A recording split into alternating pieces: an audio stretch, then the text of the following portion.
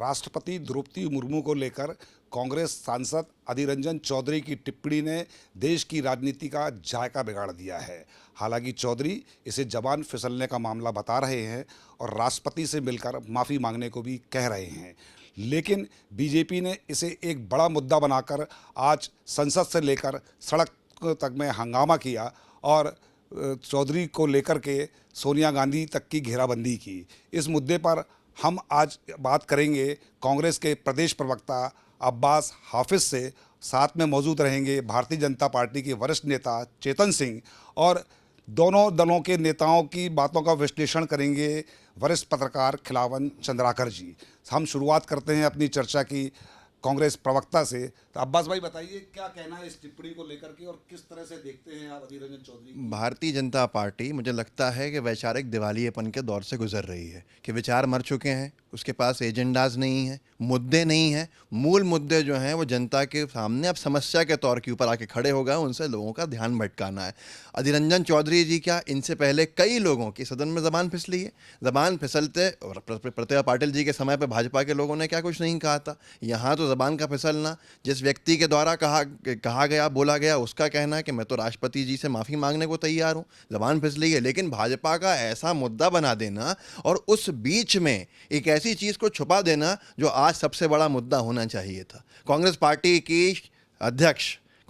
की अध्यक्ष सांसद, सबसे वरिष्ठ पार्लियामेंट्रियंस में से एक श्रीमती सोनिया गांधी जी के साथ जो बदतमीजी श्रीमती स्मृति ईरानी जी ने करी है सदन में, और उस बदतमीजी भरे जो लहजे के अंदर बात करी गई है, हैकल किया गया है और पुरुष सांसदों के साथ उनको घेरा गया कि उनको वहाँ से जान बचा के निकलना पड़ा और क्या कुछ नहीं कहा गया। पूरे देश से इस बात पे माफ़ी मांगनी चाहिए थी, स्मृति जी को हटाना चाहिए था उनके पद से। इसलिए इस पूरे तमाशे को किया जा रहा है भारतीय जनता पार्टी द्वारा, ताकि इस मुद्दे को दबा के वो इधर से निकल जाए।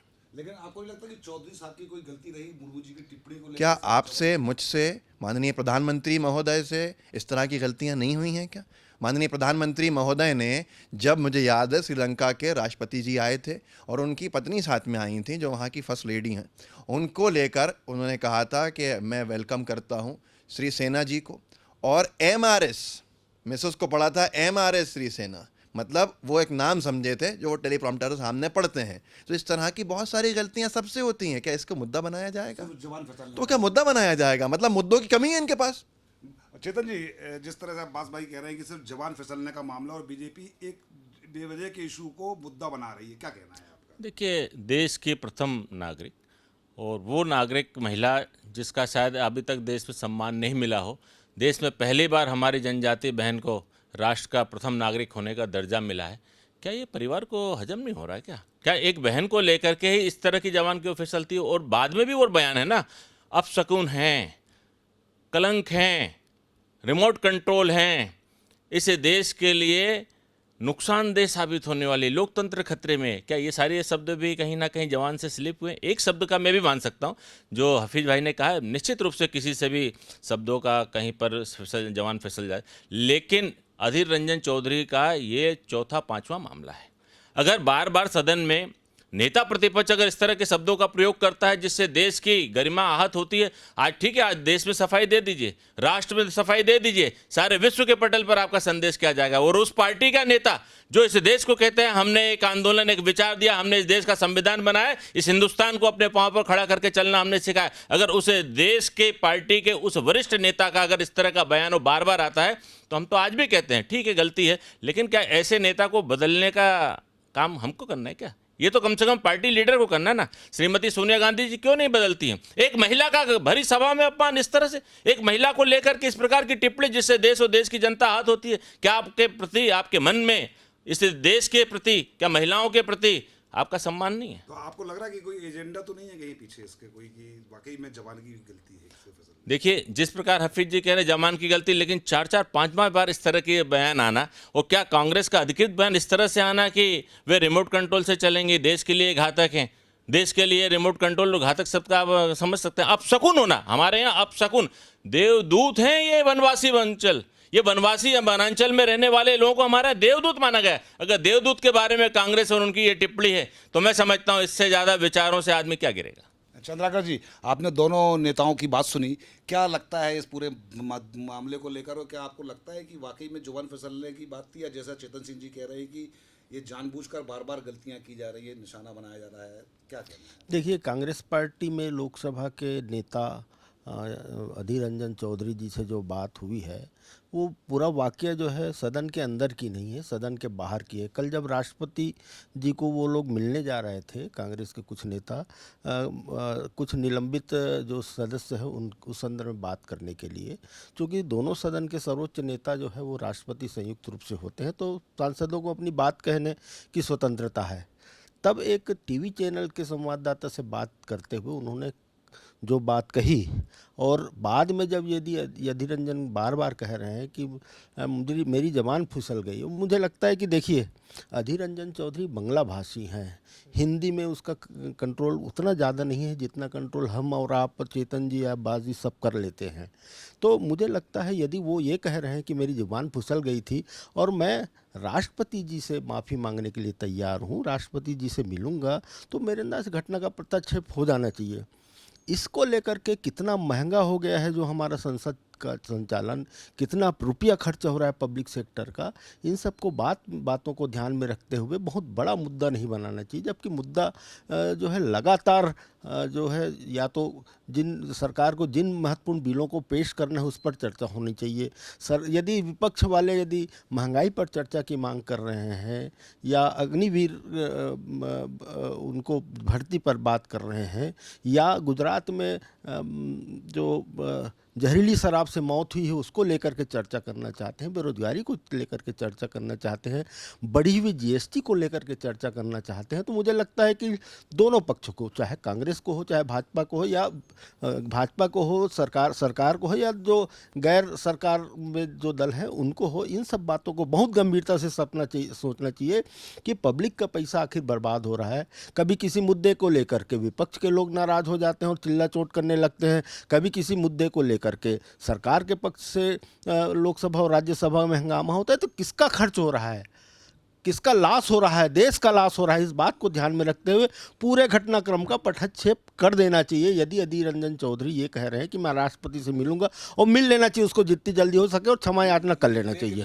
लेकिन चेतन सिंह जी, बीजेपी नेता, जो उनका आरोप साफ तौर पर कह रहा है कि अधीर रंजन चौधरी पहली बार गलती नहीं की, 4-5 बार इस तरह की बातें और कर चुके हैं, जानबूझकर राष्ट्रपति को लेकर भारतीय जनता पार्टी पर निशाना साधा जा रहा है, क्या कहे, आपको लगता है? देखिए संजय जी, राष्ट्रपति बहुत सम्मानित हैं हम सब के लिए, न सिर्फ चेतन जी के लिए, न अब्बास जी के लिए, आपके लिए, मेरे लिए, पूरे देश के लिए बहुत सम्मानित है। उनको उनका नाम सम्मान के साथ लेना भी चाहिए। लेकिन जहाँ तक अधीर रंजन चौधरी की बात है, मुझे लगता है संसद के भवन के भीतर यदि कोई बात कही गई होती और संसद में उस बात को लेकर हंगामा होता, तो मुझे लगता है बहुत बेहतर होता। यदि संसद के बाहर कही गई कोई बात है तो उसको उसी तरीके से निपटना चाहिए। और यदि जिसको हम एक्यूज समझ रहे हैं, जिसको हम आरोपी समझ रहे हैं कि नहीं भाई इसका ऊपर आरोप है, यदि वो क्षमा मांगता है, जिसके लिए बात कही गई है, तो बहुत बड़ा दिल होता है। लेकिन मुझे लगता है इसे लेकर के अब क्या है संजय जी कि मैंने कोई मर्डर किया है तो मेरे पिताजी को जो है सज़ा देने का, या मेरे दादा को, पूर्वज को सज़ा देने का अधिकार किसी को नहीं होना चाहिए। तो मुझे लगता है यदि भाजपा के नेता या भाजपा के हमारे मंत्री महोदयगण जो है, जितने हैं, जो मांग कर रहे हैं लगातार सोनिया गांधी से माफ़ी मांगने की, तो मुझे लगता है ये जो है प्रजातंत्र में बहुत बेहतर नहीं होता।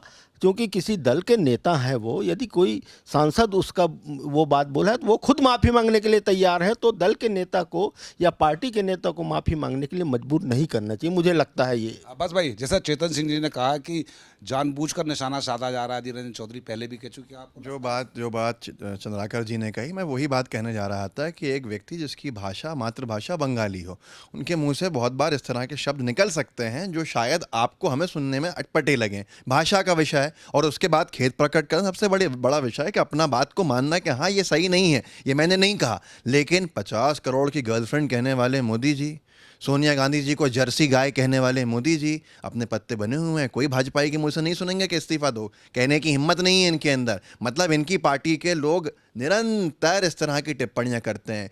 क्या कहते हैं सोनिया जी को मैं यहाँ कह भी नहीं सकता, आप भी जानते हैं, हम भी जानते हैं। विषय इतना बड़ा है आज की तारीख के अंदर, स्मृति ईरानी जी की बदतमीजी, 75 वर्षीय महिला सोनिया गांधी जी की, जिनके पति इस देश के लिए अपनी जान को उन्होंने न्यौछावर कर दिया, ऐसी एक शहीद प्रधानमंत्री की पत्नी को इस तरह से अपमानित किया गया सदन के अंदर। आज सबसे बड़ा विषय यह है, और हम पूरे देश के अंदर प्रदर्शन कर रहे हैं, वो प्रदर्शन थोड़ा सा हल्का हो जाए इसलिए ये लोग जानबूझ के ये मुद्दा छेड़ रहे हैं। आज स्मृति ईरानी जी माफी मांगे, सदन के अलग अलग पार्टी के जो सांसद हैं वो गवाह हैं इस चीज का कि बदतमीजी की है स्मृति ईरानी जी ने। सदन के इतिहास में ऐसा कभी नहीं किया गया। उनको उनकी बेटी को बचाने के लिए, उनकी खींच जो उनकी बेटी की वजह से है कि उनकी बेटी एक पूरे के पूरे इलीगल बार लाइसेंस के अंदर जो आरोपी पाई गई हैं, जो वो उनके जो गुस्सा है उसको निकालना मुझे लगता है अनुचित है। और इस तरह का मुद्दा जितने लोग आज सुन रहे हैं वो सब भी भाजपा के ऊपर यही कह रहे होंगे कि ये इनको क्या हो गया कि जिस व्यक्ति की जबान फिसली उसने माफी मांगी, उसके बाद भी उसके ऊपर मुद्दा बनाए हुए हैं